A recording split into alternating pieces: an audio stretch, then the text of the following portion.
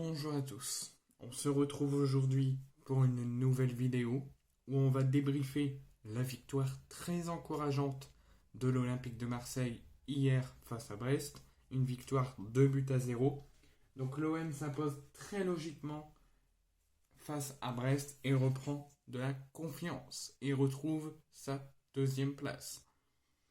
Donc avant de faire un point sur la rencontre, de débriefer la rencontre et de l'analyser, on va faire tout d'abord un point sur la composition officielle en toute priorité de Marcelinho, voir qui est rentré, qui n'est pas rentré, voir ses choix, en discuter, et après on fera aussi le point sur la composition brestoise.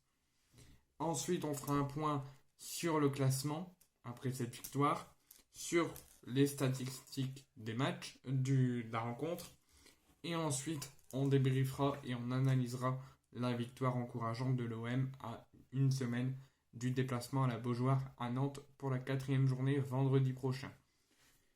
Donc, la composition officielle de Marcelinho. Pau Lopez dans les buts. Il fait un petit changement d'arrière gauche et d'arrière droit sur les positionnements de Lodi et de Klose. Il redébute titulaire tous les deux, mais il les change de place. Habituellement, Lodi est à gauche, Klose est à droite. Pour ce match, il a mis Klose à gauche, Lodi à droite. Mbemba et Gigot en défense centrale. Milieu de terrain, deux milieux Verretou-Rongier. Ismail Yassar et Amin Harit qui soutiennent deux attaquants en pointe, Iliman Ndiaye et Pierre-Emerick Aubameyang. Les changements, il a fait entrer Guendouzi à 11 minutes de la fin du match, à peu près 10 minutes, donc à la 80e minute en remplacement d'Ismail Yassar. Mouré a remplacé Amin Harit qui est ressorti sur blessure dès l'entame de la deuxième période.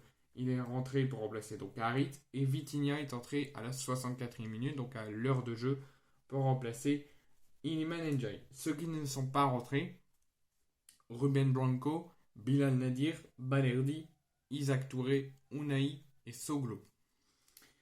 Mon avis sur la composition de l'OM.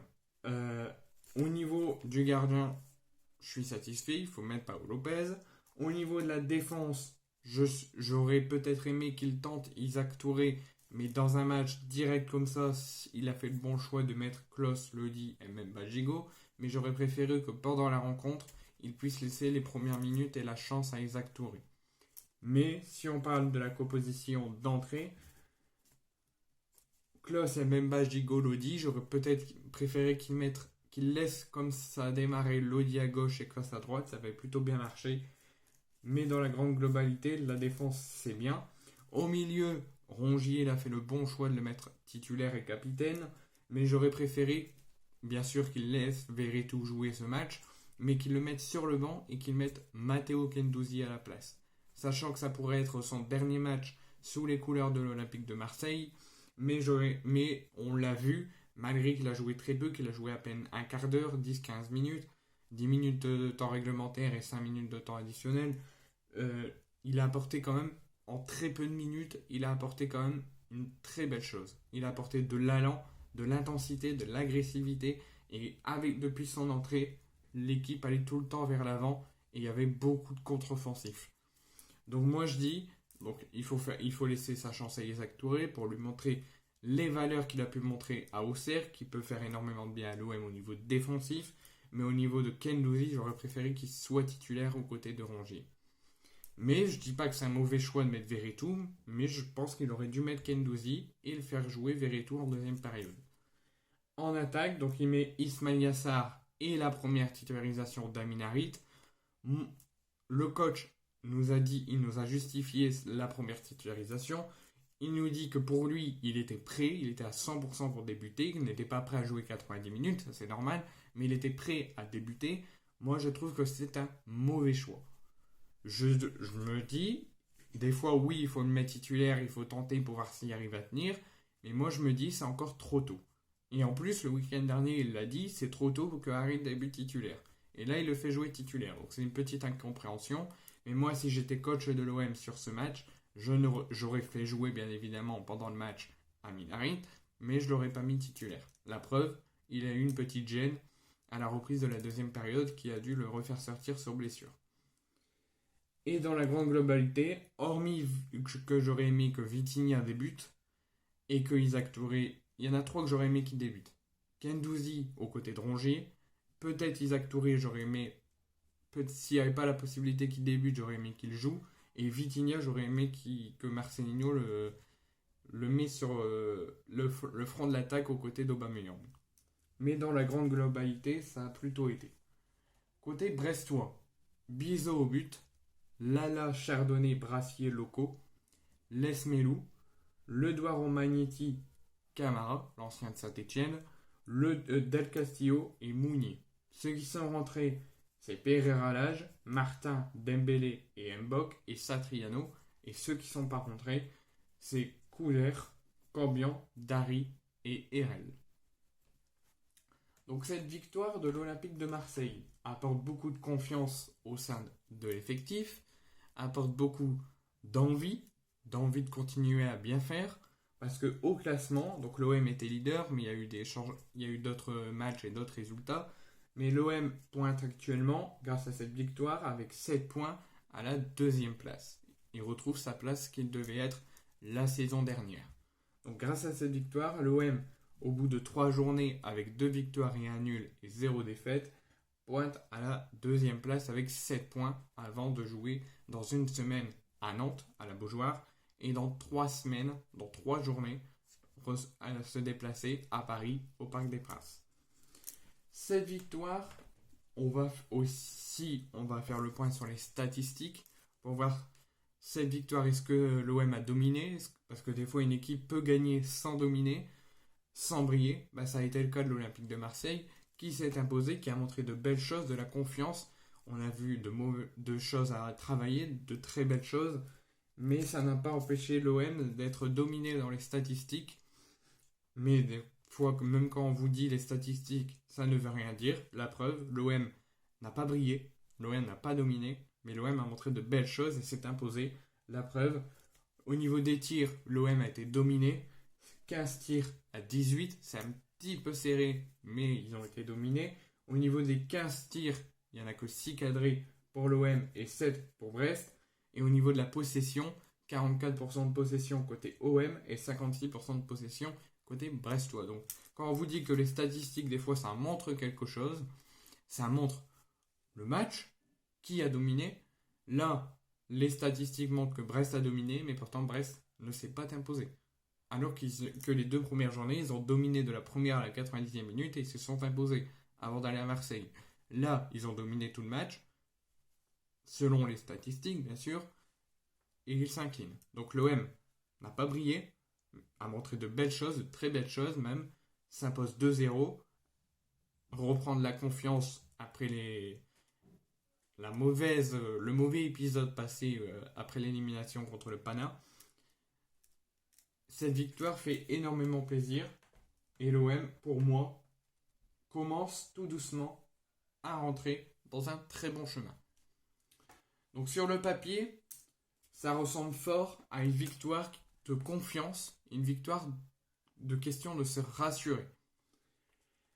L'OM, en plus de la confiance d'avoir pas dominé, d'avoir pas brillé, mais d'avoir montré quelque chose de très beau, l'OM arrive aussi à accrocher son premier clean sheet à domicile, mais aussi de la saison, contre une formation qui avait fait le plein juste avant de venir chez nous, en battant le RC Lens et en gagnant les 2 premières journées.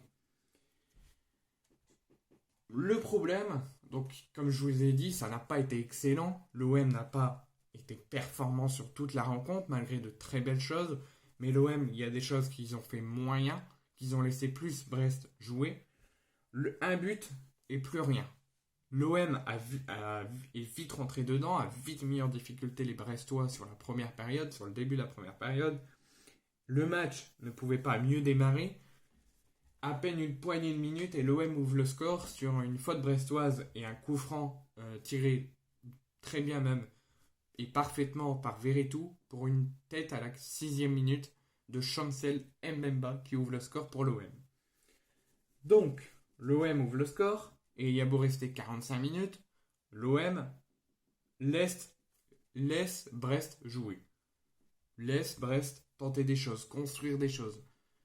La défense, par contre, ça reste serein, ça reste concentré, ça reste en bloc. On essaie de ne pas laisser passer les Brestois.